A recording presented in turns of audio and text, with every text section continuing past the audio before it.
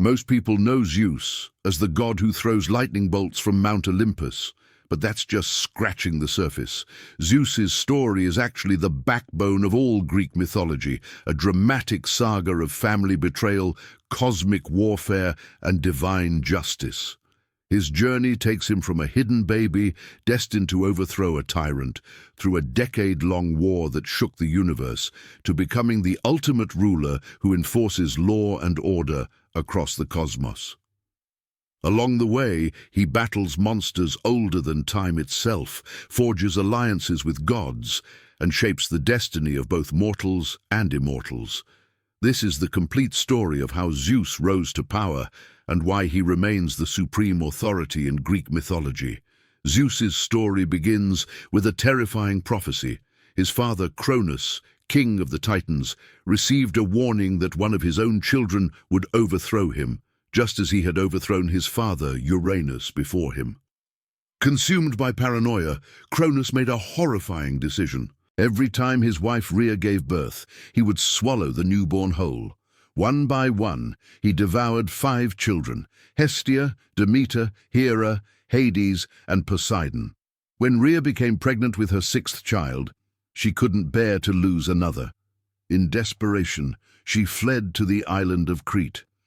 There, hidden deep within a cave on Mount Dicte, she gave birth to Zeus. To trick Cronus, Rhea wrapped a large stone in baby clothes and presented it to her husband, who swallowed it without hesitation, believing he had consumed his youngest child. The infant Zeus was raised in absolute secrecy on Crete. He was nursed by Amalthea, a divine goat whose milk gave him extraordinary strength. But keeping a godchild hidden from the ruler of the universe wasn't easy.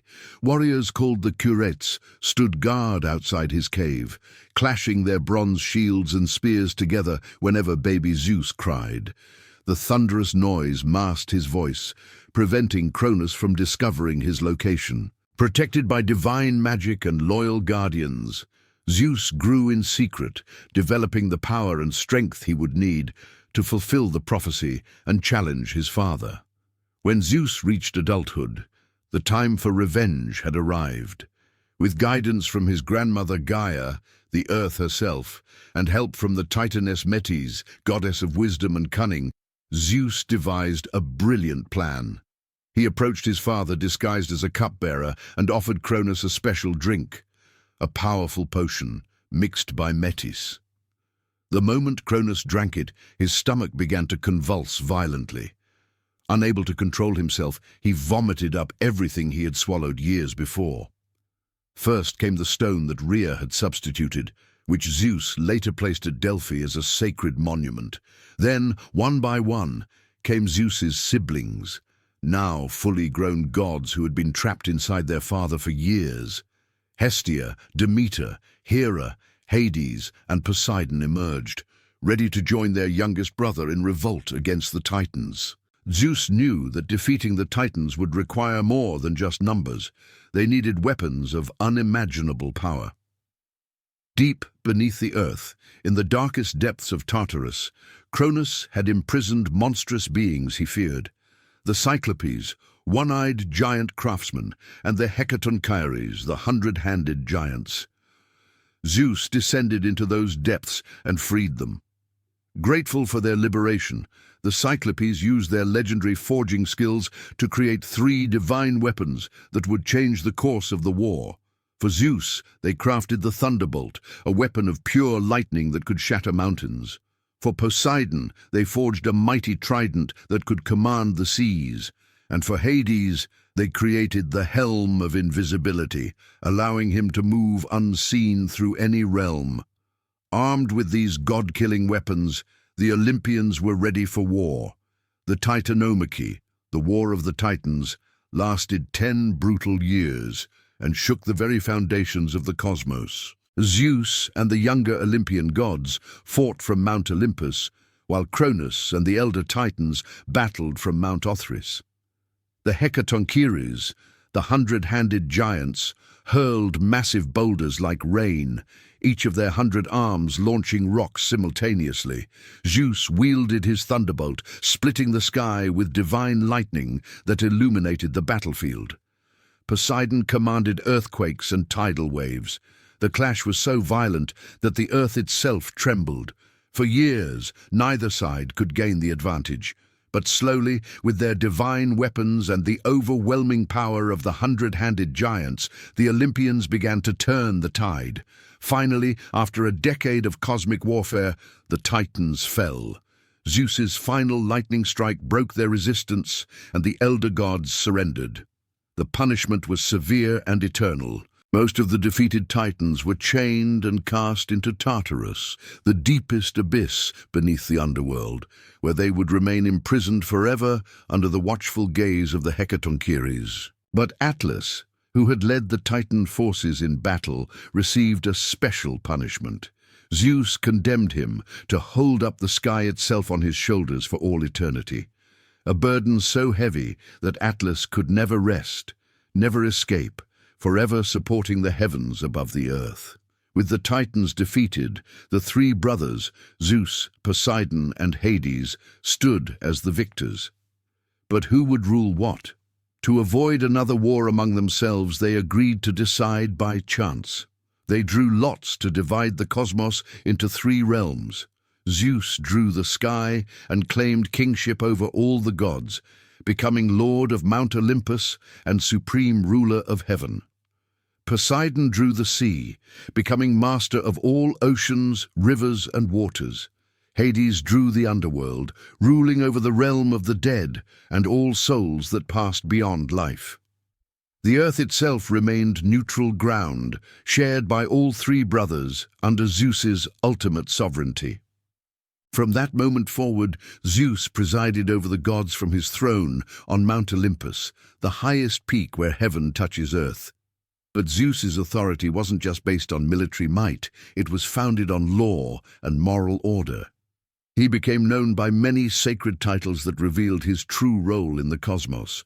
As Zeus Horkios, he was the guardian of oaths. Any promise sworn in his name became unbreakable, and breaking it meant divine punishment. As Zeus Xenios, he protected the sacred laws of hospitality, ensuring that guests and hosts honored their sacred duties to each other. As Zeus Agoraios, he oversaw assemblies and public gatherings where justice was dispensed. Even the gods themselves swore their most solemn oaths by the river Styx, and Zeus enforced these divine promises. Zeus's power extended far beyond throwing lightning bolts.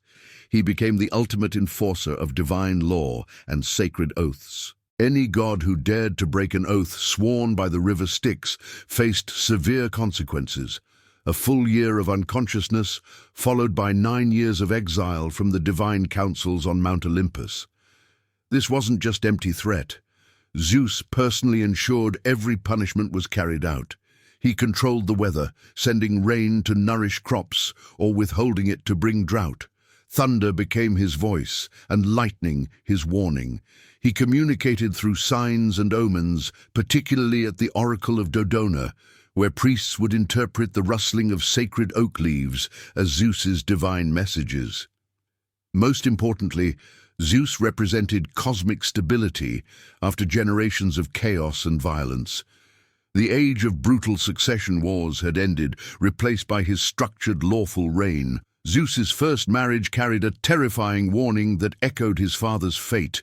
He married Metis, the titaness of wisdom and cunning, described as the wisest being among both gods and mortals. But shortly after their union, a prophecy emerged from Gaia herself. Metis would bear 2 children. First, a daughter of extraordinary wisdom, and second, a son destined to overthrow Zeus, just as Zeus had overthrown Cronus, and Cronus had overthrown Uranus. The cycle of violent succession threatened to repeat itself once more. When Zeus learned that Metis was already pregnant, fear gripped him. He couldn't allow history to repeat itself. So Zeus devised a plan using the very cunning that made Metis so valuable. He tricked her into transforming into something small, Accounts vary whether it was a fly or a drop of water, and then swallowed her whole while she was still pregnant with their daughter. But swallowing Metis didn't end the story, it only moved it inside Zeus. Metis remained alive within Zeus's stomach and continued her pregnancy. More than that, she began forging armor and weapons for her unborn daughter in the depths of Zeus's belly. As the child grew, Zeus developed an unbearable headache that intensified until he was screaming in agony, loud enough to shake Mount Olympus itself. The pain became so excruciating that Zeus demanded help, either Hephaestus, the smith god, or Prometheus, the Titan, depending on the version, took an axe and split Zeus's skull open. In an explosion of divine light, Athena emerged, not as an infant but as a fully grown goddess, already wearing the armor and helmet her mother had crafted. She sprang forth with a war cry, brandishing her spear and shield. Zeus had found a way to break the prophecy. By internalizing wisdom itself and giving birth to his daughter directly, he transformed the violent cycle of succession into something new. Athena became his favorite child and advisor, while Metis remained within him forever, whispering counsel. The prophesied son who would overthrow Zeus was never conceived, and the pattern was finally broken. After Metis, Zeus took Themis as his consort, the Titaness who personified divine law and order itself. This wasn't just a political marriage. It represented Zeus's commitment to ruling through justice rather than pure force. With Themis, Zeus fathered children who became the very embodiments of civilized society. The Horae were born first, 3 goddesses representing the seasons and social order. Eunomia became the spirit of good governance and lawful conduct. Dike personified justice itself, ensuring fair judgments. And Irene embodied peace, the absence of war and conflict. In some traditions, Zeus and Themis also created the Moirai, the 3 fates who controlled destiny itself, though other accounts claim the fates were daughters of the primordial night. These divine children weren't just symbols, they were active forces maintaining the structure of Zeus's cosmos. Zeus's unions extended beyond law to encompass culture and beauty.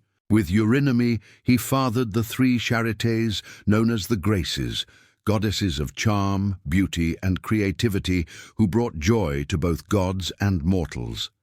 But perhaps his most culturally significant union was with Mnemosyne, the Titaness of memory. Zeus spent 9 consecutive nights with her, and from this union came the 9 Muses, each born from a different night. These goddesses became the patrons of all arts, sciences, and literature. Calliope presided over epic poetry, Clio over history, Euterpe over music, and so on. By fathering the Muses, Zeus linked his kingship directly to human culture, wisdom, and creative expression. His power wasn't just military or legal, it was civilizational. Every poem, every song, every story told by mortals carried his influence. Zeus's most famous and turbulent marriage was to his own sister, Hera. As queen of the gods, Hera sat beside Zeus on Olympus and represented legitimate marriage, family, and social order.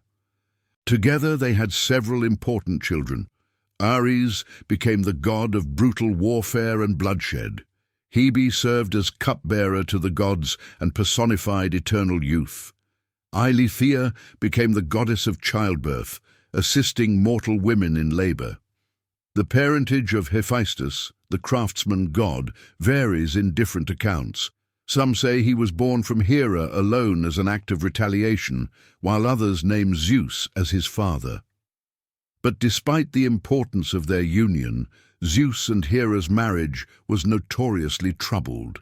Zeus's countless affairs with other goddesses, nymphs, and mortal women created endless conflict.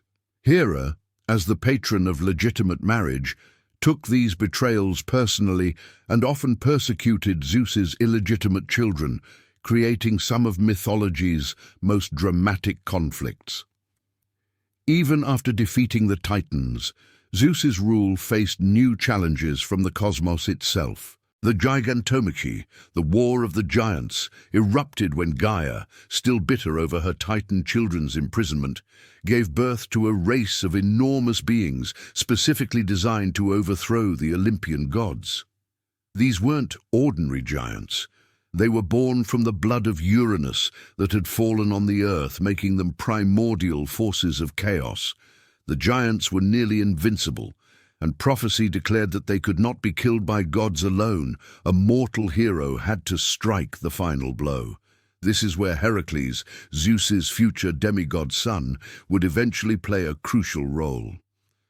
The Gigantomachy demonstrated that even the most powerful gods needed cooperation with exceptional mortals.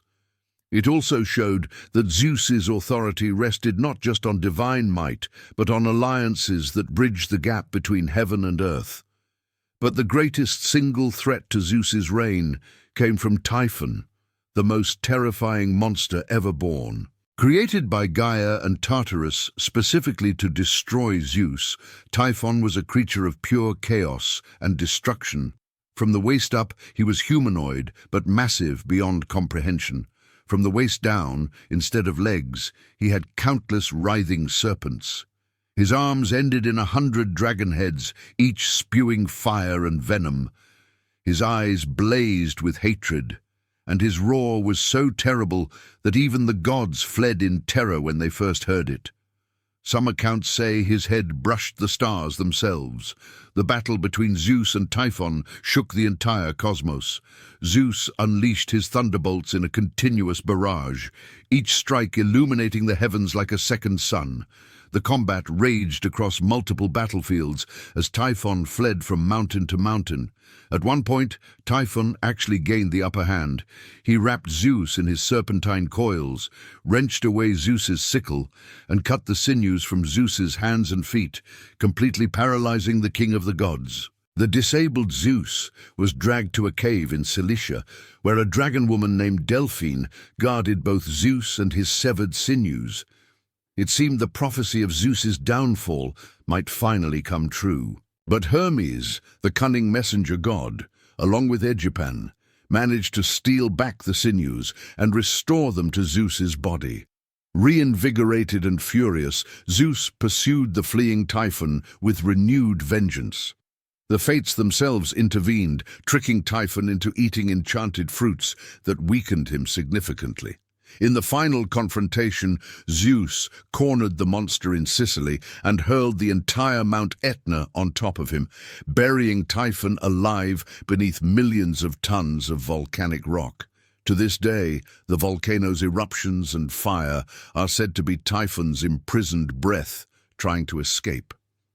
This victory against the last cosmic challenger confirmed Zeus's absolute supremacy over the universe. Zeus's role extended far beyond military conquest. He was also the ultimate judge who punished those who defied divine law.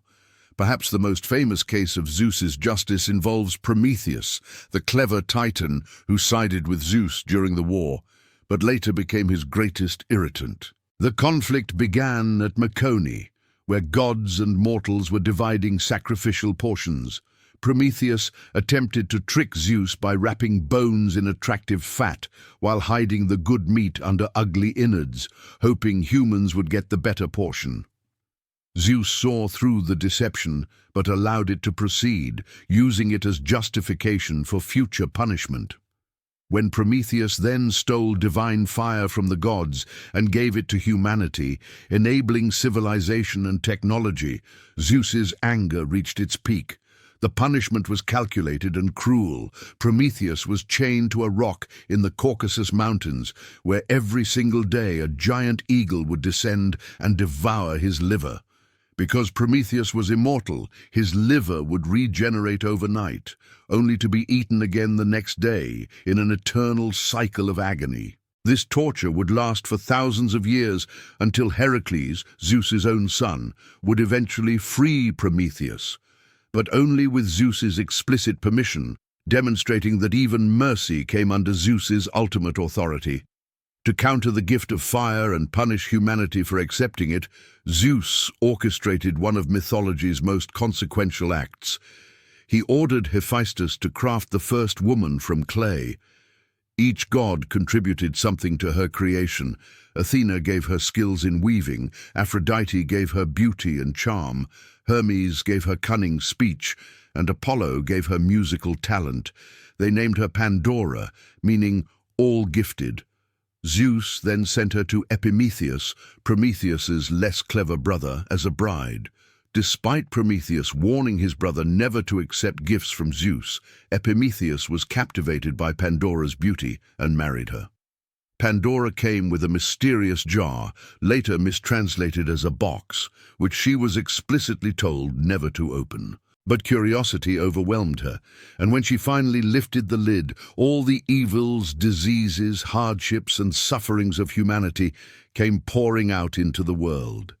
Death, disease, pain, sorrow, and countless miseries escaped to plague mankind forever. By the time Pandora slammed the lid shut, only one thing remained trapped inside: hope. Zeus's revenge on humanity was complete. They now possessed fire and knowledge, but would suffer for it eternally, with only hope to sustain them through their struggles. In the underworld, Zeus's justice created eternal punishments for those who had committed the most heinous crimes against the divine order. Tantalus, a king who had been honored to dine with the gods, decided to test their omniscience by murdering his own son Pelops, cooking him and serving him to the gods as a meal.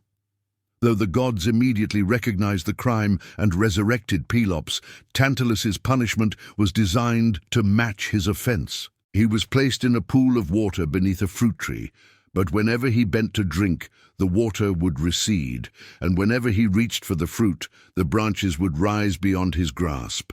Eternal hunger and thirst, forever tantalized by food and drink just out of reach. Sisyphus, the cunning king who had cheated death itself and betrayed divine secrets, was condemned to roll a massive boulder up a steep hill, only to have it roll back down just before reaching the summit, forcing him to start over for eternity.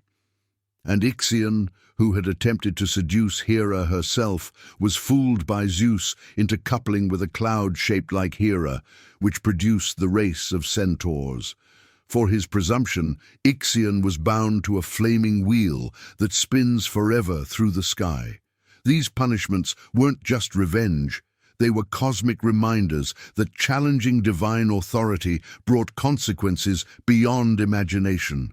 Zeus's judgment extended to humanity as a whole. During the Bronze Age, mankind became so wicked, violent, and disrespectful of the gods that Zeus decided to wipe them out entirely and start over. He unleashed a catastrophic flood that covered the entire earth, drowning nearly every living creature. Only 2 mortals were saved: Deucalion, son of Prometheus, and his wife Pyrrha, daughter of Prometheus and Pandora. Warned by Prometheus of the coming disaster, Deucalion built a wooden chest, essentially an ark, and he and Pyrrha survived 9 days and nights floating on the floodwaters. When the waters finally receded and they landed on Mount Parnassus, they found themselves alone in a drowned world. Desperate to repopulate the earth, they consulted an oracle who told them to throw the bones of your mother behind you. After much confusion, they realized this meant stones from the earth, Gaia, mother of all. As they walked, throwing stones over their shoulders, a miracle occurred. The stones thrown by Deucalion became men, and those thrown by Pyrrha became women. From these stone-born people came a new, purer generation of humanity. Zeus had reset the world, demonstrating that his justice could be both destructive and restorative. Beyond cosmic events, Zeus played a crucial role in daily Greek life. As Zeus Haikisios, he protected suppliants, those who sought refuge and mercy, making every altar and hearth a sanctuary. Kings claimed to rule by descent from Zeus, using divine lineage to legitimize their authority over cities. The concept of xenia, sacred hospitality between guest and host, fell under his protection, and violating it meant inviting Zeus's wrath. The most visible celebration of Zeus's supremacy was the Pan-Hellenic Olympic Games, held every 4 years at Olympia in his honor. These weren't just athletic competitions. They were religious festivals where all Greek city-states declared truces and athletes competed as offerings to Zeus himself. Winners received not money, but wreaths and eternal glory, their victories seen as blessed by the king of gods. Zeus's symbols appeared everywhere in Greek culture. The eagle, his sacred bird that could fly nearest to the heavens. The oak tree, through which he spoke at Dodona. The thunderbolt, marking his power. And the aegis, his divine shield often carried by Athena. These symbols reminded every Greek every day that Zeus was watching and judging their actions. Zeus's role as father produced many of Olympus's most important gods. His union with Leto, a titaness of grace and motherhood, resulted in one of mythology's most dramatic birth stories. When Hera discovered Zeus had impregnated Leto, her jealous rage was so intense that she forbade any land on earth from providing Leto a place to give birth. Leto wandered desperately across the world while pregnant, rejected everywhere, with Hera even sending the serpent Typhon to hunt her. Finally, the floating island of Delos, which wasn't technically fixed land, agreed to let Leto rest. Clinging to a palm tree through agonizing labor that lasted 9 days and nights, because Hera detained Eileithyia, the goddess of childbirth, Leto first gave birth to Artemis. Then, with her newborn daughter helping as midwife, Leto delivered Apollo. These divine twins became 2 of Olympus's most powerful gods. Apollo became the god of prophecy, music, healing, and the sun, establishing the famous oracle at Delphi. Artemis became goddess of the hunt, wilderness, and the moon, protecting young women and animals. Both were fierce protectors of their mother, with Apollo eventually slaying Typhon as revenge for tormenting Leto during her pregnancy. With Demeter, goddess of harvest and agriculture, Zeus fathered Persephone, whose story would explain the changing seasons. Persephone grew into a beautiful maiden, and Zeus made a fateful decision. He permitted his brother Hades to take her as his queen. While Persephone was picking flowers in a meadow, the earth split open, and Hades emerged in his chariot, abducting her and dragging her down to the underworld.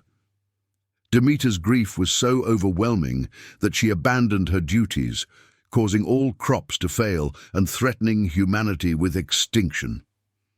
After searching desperately for her daughter, Demeter learned the truth and demanded Persephone's return.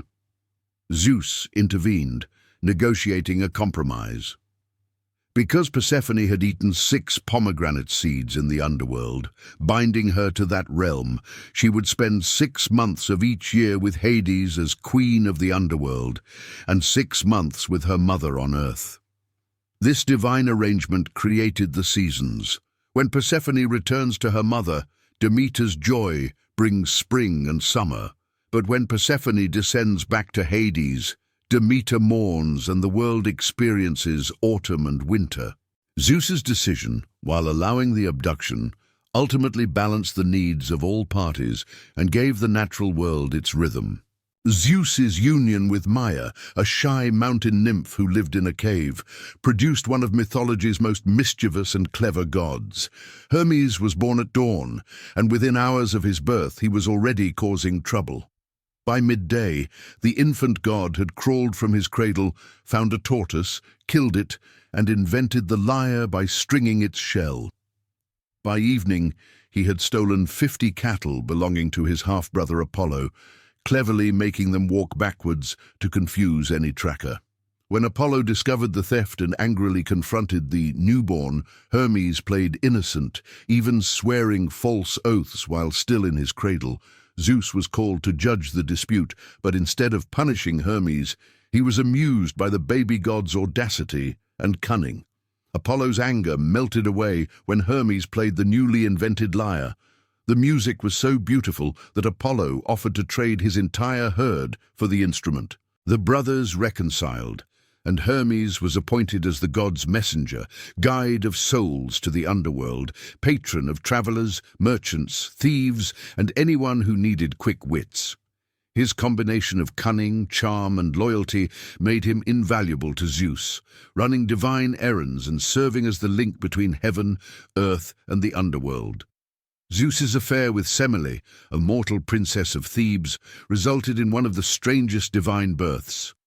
Hera, consumed by jealousy, disguised herself as Semele's old nurse and planted seeds of doubt in the princess's mind. She convinced Semele to ask Zeus to appear before her in his true divine form, the same form he showed to Hera. Bound by an oath sworn on the river Styx, Zeus couldn't refuse, even though he knew it would kill her. When Zeus revealed himself in his full glory as the god of lightning and thunder, the divine energy was too much for a mortal to withstand. Semele was instantly incinerated by the sight. But she was 6 months pregnant, and Zeus managed to rescue the unborn child from her womb. In an unprecedented act, Zeus cut an incision in his own thigh, placed the fetus inside, and sewed it shut. The baby completed development in Zeus's thigh over the next 3 months. When the time came, Zeus gave birth to Dionysus himself, making the god twice born, once from his mother and once from his father. Dionysus grew to become the god of wine, ecstasy, theatre, and religious frenzy, forever bearing the unique distinction of being the only god born from a mortal mother and gestated in Zeus's divine body. Among Zeus's mortal children, none achieved greater glory than Heracles. Zeus came to Alcmene, wife of the general Amphitryon, by taking his husband's form. From this union came Heracles, destined to become the greatest hero in all Greek mythology. But Hera's hatred pursued him from birth. She sent 2 serpents to kill him in his cradle, but the infant Heracles strangled them with his bare hands. Hera's revenge took a subtler form. She delayed Heracles' birth so that his cousin Eurystheus would be born first, making Eurystheus the rightful king instead of Heracles. This manipulation forced Heracles into servitude under Eurystheus, who assigned him the famous 12 labors, impossible tasks designed to kill him. Slaying the Nemean lion, destroying the Lernaean hydra, capturing Cerberus from the underworld, stealing the golden apples of the Hesperides, cleaning the Augean stables, and 7 other seemingly impossible challenges. Heracles completed them all through incredible strength, courage, and cunning. His labors became the backbone of countless myths and proved that even a half-mortal child of Zeus could achieve immortality through heroic deeds. Eventually, Zeus welcomed Heracles to Olympus as a full god, reconciling him with Hera and granting him eternal life among the immortals. Another famous hero descended from Zeus through one of his most unusual transformations. Danae was a princess whose father, King Acrisius, received a prophecy that his daughter's son would kill him. To prevent this, Acrisius imprisoned Danae in a bronze chamber or tower, making her inaccessible to any man. But Zeus saw the beautiful princess and desired her. Since she was locked away behind impenetrable walls, Zeus transformed himself into a shower of golden rain and poured through the ceiling into her chamber, impregnating her. From this golden union came Perseus, who would become one of mythology's greatest monster slayers. Despite Acrisius's attempts to kill both mother and child by sealing them in a chest and throwing it into the sea, they survived, and Perseus grew to manhood. He went on to slay Medusa, the snake-haired Gorgon, whose gaze turned men to stone, using her severed head as a weapon. He rescued the Princess Andromeda from a sea monster, establishing a royal lineage that would eventually include Heracles himself. And ironically, the prophecy came true. Perseus accidentally killed his grandfather, Acrisius, with a discus throw at an athletic competition, proving that even the king of gods' offspring fulfilled destiny. Zeus's desire for Europa, a Phoenician princess, led to one of mythology's most famous transformations, and gave an entire continent its name. Europa was playing on a beach with her companions when Zeus, captivated by her beauty, transformed himself into a magnificent white bull, gentle, beautiful, with flowers adorning its horns. The bull approached the maidens peacefully, so tame that Europa felt comfortable climbing onto its back. The moment she did, Zeus revealed his plan. He plunged into the sea and began swimming, carrying the terrified princess away from her homeland. He swam all the way across the Mediterranean to the island of Crete, where he finally revealed his true identity. Zeus and Europa had 3 sons together, including Minos, who would become the legendary king of Crete and, after death, one of the judges of the underworld. The land where Zeus brought Europa became known as Europe in her honor. Europa's abduction represents not just another of Zeus's conquests, but a bridge between cultures and the spread of civilization from east to west. Her story connects the ancient Near East with Greek culture, showing how even Zeus's personal desires shaped the geography and destiny of the ancient world. From Zeus's union with Europa came 3 remarkable sons who would shape the ancient world. Minos became the legendary king of Crete, establishing the great Minoan civilization that dominated the Aegean Sea. His palace at Knossos became famous for housing the labyrinth and the Minotaur.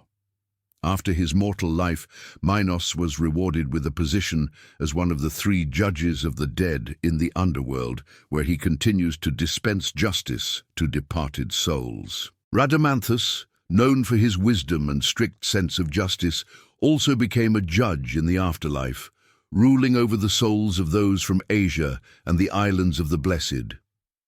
Sarpedon, the youngest, became king of Lycia and fought as a Trojan ally during the famous Trojan War. These 3 sons demonstrated how Zeus's mortal offspring could rise to positions of extraordinary power and authority, bridging the gap between divine and human realms.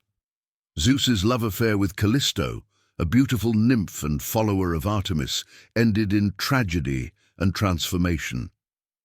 Callisto was sworn to eternal virginity as one of Artemis's hunting companions, but Zeus desired her and disguised himself either as Artemis herself or as Apollo to seduce her. When her pregnancy became obvious, Artemis discovered the broken oath and furiously expelled Callisto from her sacred band. After giving birth to a son named Arcas, Callisto's troubles multiplied. Hera, consumed with jealousy, transformed the young mother into a bear, forcing her to live as a wild animal. Years later, Arcas grew to be a skilled hunter, and in a cruel twist of fate, nearly killed his own mother without recognizing her in bear form. Zeus intervened at the last moment, transforming both mother and son into constellations. Callisto became Ursa Major, the Great Bear, while Arcas became Ursa Minor, the Little Bear.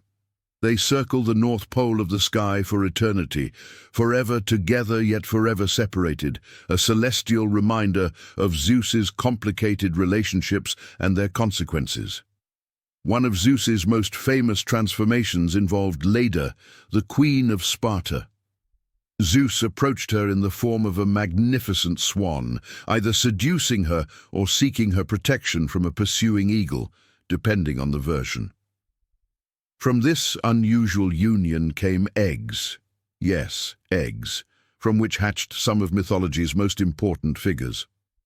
The exact parentage varies in different traditions because Leda also slept with her mortal husband Tyndareus on the same night. The most common version says that 2 eggs were produced. From one came Helen, whose beauty would later launch 1,000 ships and cause the Trojan War, and from the other came the Dioscuri, the divine twins Castor and Pollux, also called Polydeuces. These brothers became legendary heroes, patrons of sailors and horsemen. Some accounts say both twins were Zeus's sons, while others claim Pollux was divine, while Castor was mortal. Their brotherly love was so strong that when Castor died, Pollux asked Zeus to share his immortality with his brother.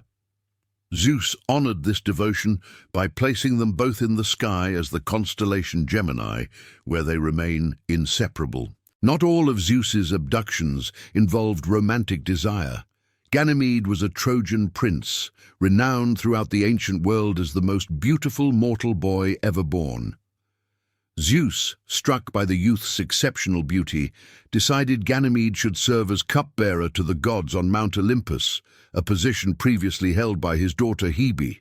Zeus transformed himself into an enormous golden eagle and swooped down to Troy, carrying the young prince up to Olympus.